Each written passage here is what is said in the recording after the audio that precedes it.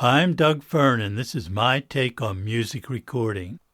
The first episode of this podcast was published on March 19th, 2020. As I approached that one-year anniversary, I thought it might be useful to some of you to hear about how this podcast came about. And I'd like to share with you some of what I learned about producing a podcast. I'm certainly not an expert on this topic, so this should not be viewed as a how-to on podcasting. Like most things, it started quite a while ago. Educating others was another one of those things that I never saw myself doing. But it seems that from an early age, my friends, and even some grown-ups, would ask me to explain things to them. I discovered that I liked sharing what I knew with others.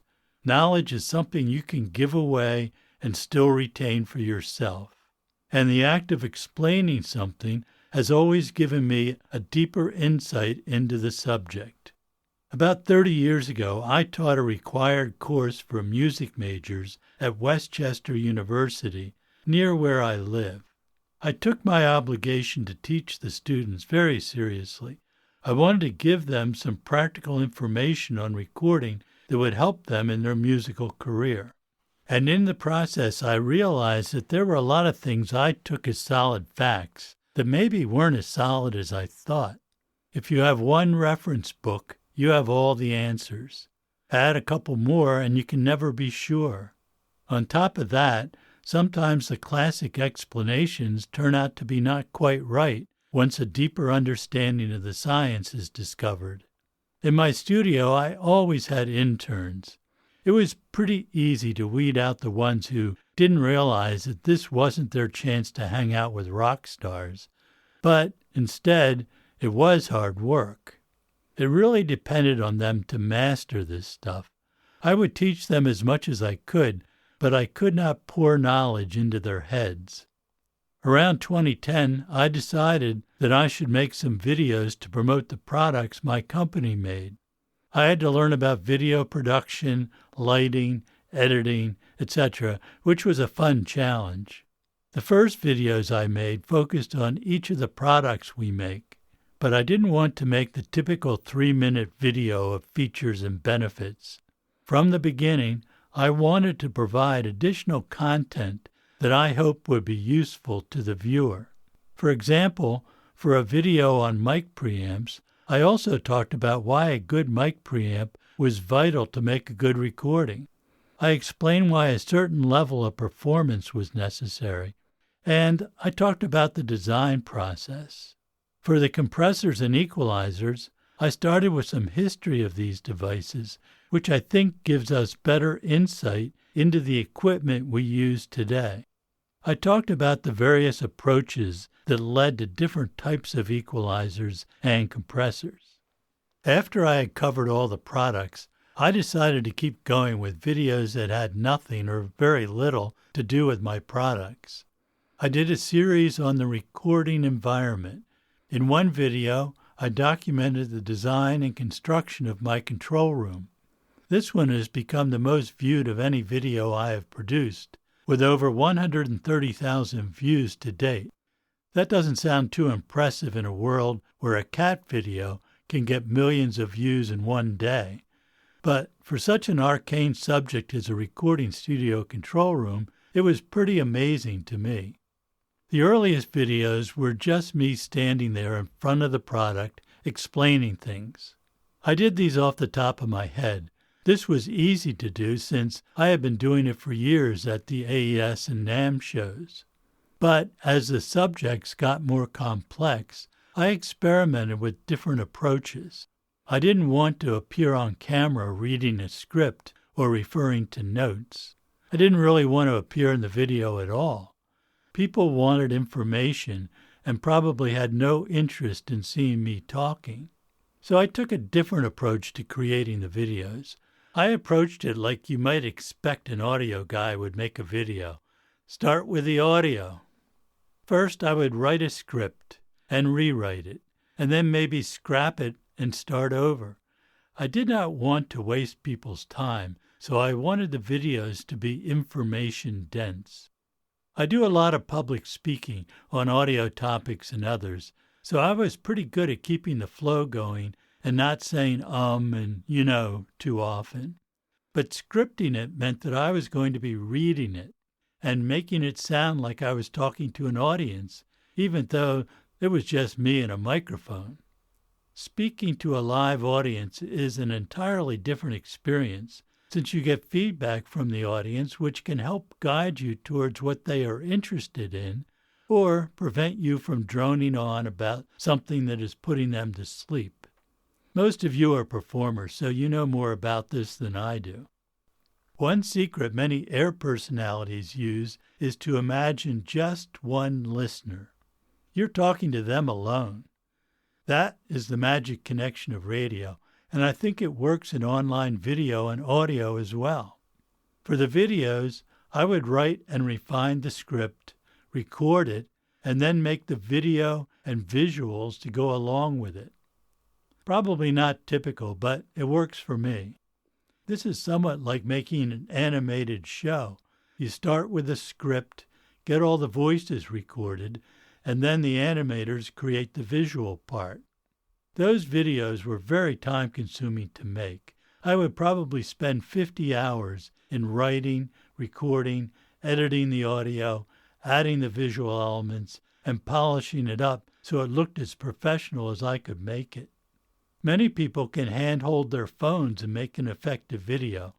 I don't have that talent, but I can work on it my own way until it is something I feel comfortable putting out. The huge amount of work meant that I could only make a few videos a year. I was aware of podcasting years ago, and that seemed to me to be the perfect outlet for many of the topics I wanted to talk about. It's just like radio, but without commercials, on my podcast anyway, and with less stringent show length requirements. But I decided at that time that it was too time-consuming for me to put out a podcast episode on a regular basis. I did record a pilot episode, but I was not happy with it and put the idea away for several years. Then the pandemic hit, and we were all pretty much confined to home. I thought that if this wasn't the perfect time to start a podcast, then there never would be a time. My goal for the podcast was sharing what I have learned in 6 decades of pro audio. In March 2020, I put together the first episode on human hearing, which, after a slow start, still gets many downloads per week. Not celebrity-level downloads, but at least there is continuing interest. Let me explain my process to you. I don't suggest this is the best way. It certainly isn't the most efficient, and it is definitely not for everyone, but it works for me. Before I started the podcast, I had to think about who the potential audience would be and the limits on the topics I could cover. I made a list of about 50 topics, and I thought some episodes could be interviews with interesting and accomplished people I know in our industry. How long would people be willing to listen to an episode? I find these topics to be endlessly fascinating, but I know not everyone shares my interest in understanding every detail. And most people do not need that much detail anyway. The final version is usually about half of what I might say on the topic. I also considered how far around the periphery of music recording could I venture and still keep the interest of the audience. Unfortunately, I have too many interests beyond recording that I would like to talk about, but those subjects do not really fit into the nature of the My Take on Music Recording title. Perhaps someday I will start another podcast to cover some of those subjects, in my spare time. I had to learn about podcast hosting services. I chose Buzzsprout because their approach seemed well thought out, simple to use, and I liked the attitude of the company. I've not been disappointed, but there are many great hosting services out there. So if you are thinking about making a podcast, investigate as many of the services as you can before choosing one. Listeners can get your podcast by going directly to your hosting service, and there's nothing wrong with that. But the real audience lies in the many podcast apps out there. Apple Podcasts is the big one, but there are many others. Podcasting does not provide the extensive statistics that other platforms have, like demographic details on the listener, such as where they are located and how long they listen. But you can find out how many people listen to each episode and what platform they use to listen to you, and that's valuable information. Once you get the podcast set up with your hosting service, the next step is to get your podcast onto as many of the podcast apps as possible. This podcast is carried by about 30 different apps. Some are more complicated to set up, like Apple, which requires a review by an actual person at Apple before your podcast is approved for their service. Most of the others do some screening, but not as much. Just a bit under half of my listeners use Apple Podcasts. Some other services show only a few listens, but even the least effective app gets some listeners, so it is worth the effort to get listed on them all. I had to come up with a name for the podcast. I went through dozens of names, but settled on My Take on Music Recording. It explains what the podcast is about, and I like the double meaning of take in the title. Is it the best title? Probably not. It's a bit long and perhaps too focused for a wide range of topics I'd like to cover. But it works and it's established now, and I'm happy with it. I'm cursed with a need for high quality, which my customers appreciate, but makes things take a lot longer than if I could just sit down and talk, publish it, and be satisfied. Since my products have a reputation for the highest quality, the podcast had to have that same level of quality. I'm never totally satisfied with the final results, but that just makes me consider how I can improve. I will never be as good at this as people I know who are extremely talented in using their voice to convey information or tell a story. The story concept is important. When I was in high school, I discovered Gene Shepard on WOR in New York. I even modified a car radio for operation off normal AC power, since it was better at pulling in the WOR signal from 70 miles away. Gene Shepard did a nightly 1-hour show from 11 p.m. to midnight. It was obvious that he didn't prepare much for the show each night, but his great talent was as a storyteller. I would listen to him every night as he talked about growing up in a steel mill town in Indiana during the Great Depression. It was like he was telling the story just to me. Gene Shepard was also an amateur radio operator and would sometimes talk about that. He loved driving, and I think I learned more about driving from listening to him than from any other source. Sometimes he would just be zany, playing some obscure, goofy song and singing along or playing kazoo. He knew exactly how long to tell a story before his listener would get bored, and then he would completely change direction. I learned how to tell stories from Gene Shepard. I will never be anywhere as good as he was, but he has always been an inspiration. I can't ad-lib like that. My approach is to think about a topic for a while, weeks or months, and how I want to approach it. I compile a list of things I want to cover. I do this all in my head before I write anything. Sometimes I realize that the topic doesn't have enough content to make an episode, but I keep it in mind to incorporate into another episode where it fits better. Once I feel I am ready to start writing, I sit down and just write. I may not use what I wrote, or it may be eventually rearranged, but it works best for me if I do not agonize over my opening sentence and just get ideas down. Sometimes I will scrap what I wrote entirely and start over, or I realize I cannot do that topic effectively and it gets scrapped. Once I get going, I keep writing until it's not fun anymore. Then I put it away for a day or two and come back and read what I wrote. I want to get to the end before I do the editing, but sometimes an idea will occur to me and I will stick it in during this early review process. I go through this process multiple times, which may be every day if I have the time. I always start from the top and read all the way down to where I stopped before continuing with the story. I often start out with a story and maybe throw in a couple of additional stories along the way. I don't overthink this, however. The last thing I want is a formula. There is a saying in filmmaking that a movie is never finished, it's simply abandoned. The point being that you can tinker with something forever and never get anything done. Sound familiar? Ever get stuck with a mix you are never happy with and keep coming back to it for another try? My podcast is never going to be perfect, and often I think of something that should have been in there, but I didn't realize it until after the episode was published. Or I think, why did I say that? That's not helpful. You'll never finish anything if you take that approach, so at some point I simply say, that will have to do. It's time to record. I do not have the greatest voice in the world, especially when I compare myself to the great voice artists I have worked with. For one thing, it is difficult for me to talk for a long stretch without getting hoarse. I am sure there are vocal coaches out there that could help me, but I don't have the time to pursue that now.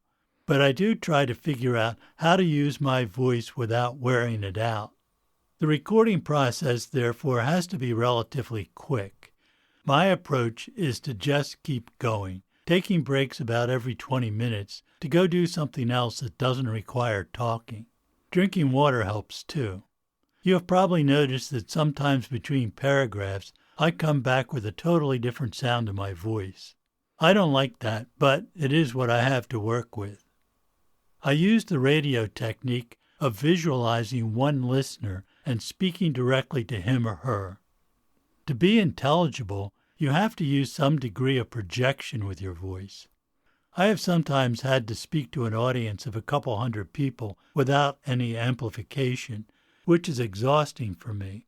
For the podcast, I think of one person I am speaking to in the front row, but I have to be heard by everyone behind him. For me, standing up is the best way to accomplish that. Speaking too quietly is not effective. An arranger I once worked with once castigated his horn players for playing like they had a secret. It's a fine balance between speaking loudly enough to keep the audience attention while not yelling at them, and at the same time not straining your voice. I record the podcast in my control room, which is just easier than using the studio. The control room is small and does not have ideal acoustics, but I have learned how to get around those deficiencies. I have tried various mics from my collection to see what sounds best to me. I have settled on my AEA R44 ribbon mic, which I like for its naturalness and vanishing low distortion compared to most condenser mics. On different episodes, I've used a U47 FET, an AEA KU4, and a Flea 49. I also tried a new mic I recently acquired, a Sennheiser MKH 8050, which is a hypercardioid RF condenser. I like its very low distortion and flat frequency response. It's not made for a vocal, however, so it takes some work to get it to sound good. I'm using the R44 on this episode. I work the mic from about 2 feet away, slightly off axis, but without a pop filter. I always stand when I'm recording. Whatever mic I use goes to a DW Fern VT2 mic preamp, then through a VT4 mono equalizer. For the 44, I roll off 4 to 6 dB at 40 Hz, and that's all it needs. The EQ is generally good for any of my mics in this application, although the amount of roll-off may vary. The roll-off is necessary to compensate for the proximity effect of a directional mic.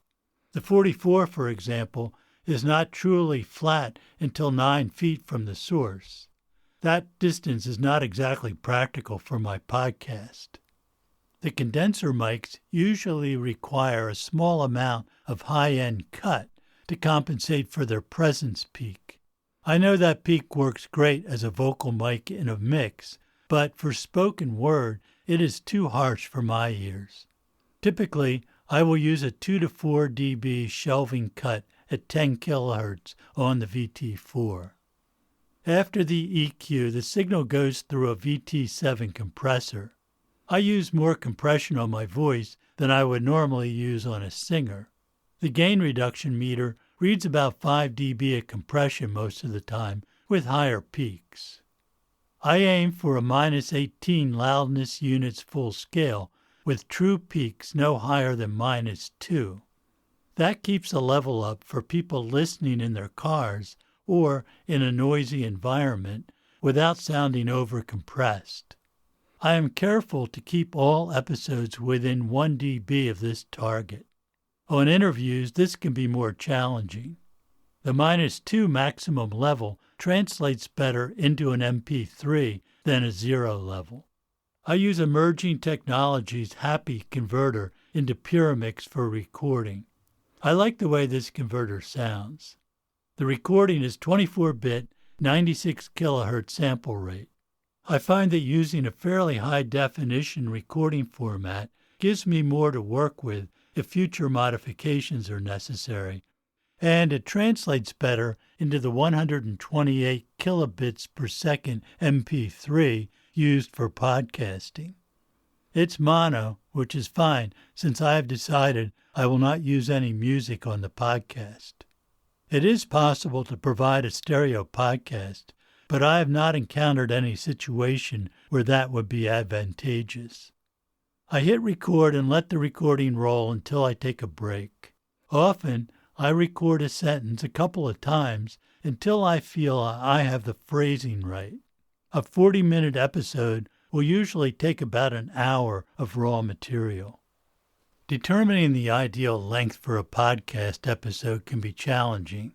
The world of podcasting has an overall episode average of about 40 minutes. When I interview someone, we might go for 2 hours or more, but I try to keep the final version to an hour. I have tried editing the audio in PureMix, but like most DAWs, PureMix is oriented towards music editing, and it's more complex than I need. I use SoundForge for editing. It is a super simple program that is well suited for this type of editing, which is basically taking out the bad takes. That goes quickly. Then I do a lot of fine editing. I've had a few complaints that I speak too slowly. Well, I see their point, but my podcast is, I hope, content-rich, and I think people sometimes need a short amount of time to process what they heard, especially if I think it is a really important point. I know from giving live talks that if you go too fast, you will get a lot of questions at the end about the topics you thought you made clear. I think I get more information to stick in people's heads if I give them some time to think about it. Listeners, especially younger ones, want this stuff fast. I could speed up the track, but I don't like the artifacts that introduces, and faster does not fit my style anyway. A podcast app makes it easy to speed up the delivery or to back up and listen again to something you didn't quite get. I tend to run out of breath before I get to the end of a sentence, so I take a breath between phrases. I don't like the breath sounds or the pause, so I reduce the level by 6 to 9 dB during the breaths and cut out about 1/4 to 1/3 of the pause. That still sounds natural most of the time and keeps things moving. Here is an embarrassing example of unedited recording, perhaps exaggerated a bit to make the point. I run out of breath on long, convoluted sentences, which I try to avoid, but sometimes I think that works best to get my point across as concisely as possible. Now, here's the edited version. I run out of breath on long, convoluted sentences, which I try to avoid, but sometimes I think that works best to get my point across as concisely as possible. That editing is slow and tedious, It's my least favorite part of the process, but I feel it is necessary to compensate for my non-professional delivery. During editing, I sometimes decide to leave out a paragraph or perhaps rearrange the paragraphs. There have been occasions when I realized that I missed an important point or mangled the pronunciation of a word, and I will go back to the studio and record those inserts. That is rare, however. Once that is done, I listen one more time, all the way through, while following along with the script. Sometimes I have added something or decided to leave something out, and I want the transcript to accurately follow the audio. I should mention that not all episodes have been scripted. Most of the earliest ones were just done from memory or with a few notes. I did not want the podcast to sound like I was reading it, but after a while I convinced myself that having a structured script was the best way to get the information across. Still, when it is once again safe to gather people in a room, I want to try doing a podcast episode with a live audience. When I am doing an interview episode, the process is slightly different. Very few are done with both of us in the same room these days. But I still want studio quality on both sides of the conversation, and this is easy to do since virtually all my interviews are with people with access to a professional studio. We each record the entire conversation with a studio mic. I usually pick something from my mic collection that is the same or similar to what the other person is using. The actual conversation takes place on the telephone or sometimes via Skype. We don't record the telephone audio. There's no need for it. It is important that both people avoid any pickup of the telephone audio. Not only is this really bad quality, but it has significant latency, which leads to an awful sounding echo when the interview halves are put together.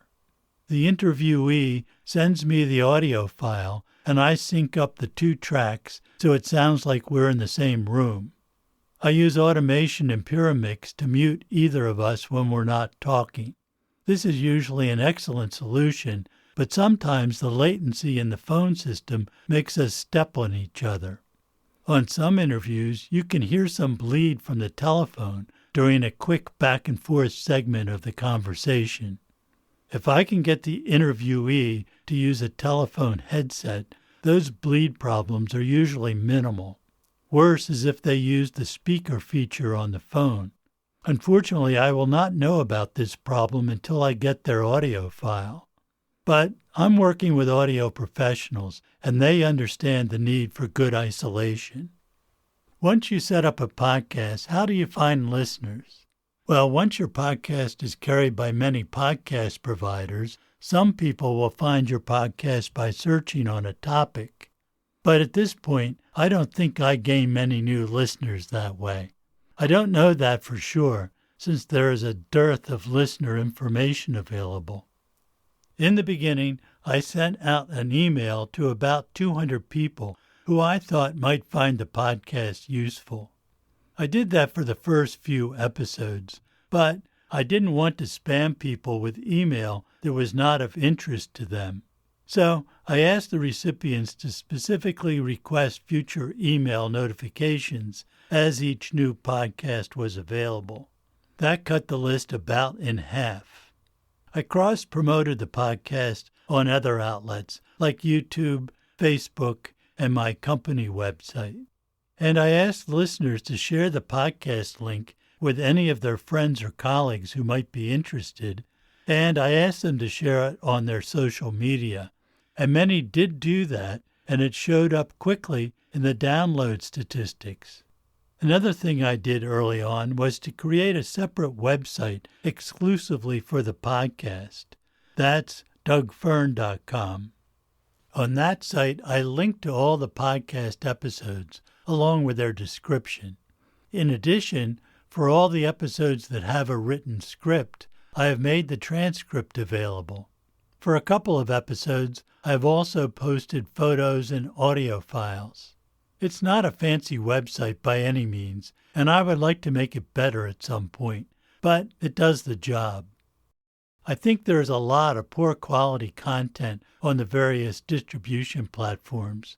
The content might be very good, useful, and entertaining, but the technical quality is not good, and that detracts from the message. Others are just useless or provide inaccurate information. I want to avoid those categories, and that means making the content reliable, useful, and hopefully entertaining enough to retain the listener. We are all exposed to excellent and terrible content all the time. Years ago, I read a book about writing that had one fundamental message. If you want to improve your writing, only read well-written material and avoid the inferior stuff. I have found that to be great advice, and it applies to many endeavors, not just writing. Watch movies made by masters at the art. Study what they do, and try to incorporate that level of quality into your video productions. Listen to the excellent recordings and use those for inspiration in your own recording. And listen to excellent spoken word material as an example of how to do it well. Starting a podcast was a challenge for me, pushing me to learn new skills and developing them as best I can. As a pilot, I review every flight I make, step by step, and evaluate how well I did and what could have been done better. In an airplane, that attitude can save your life.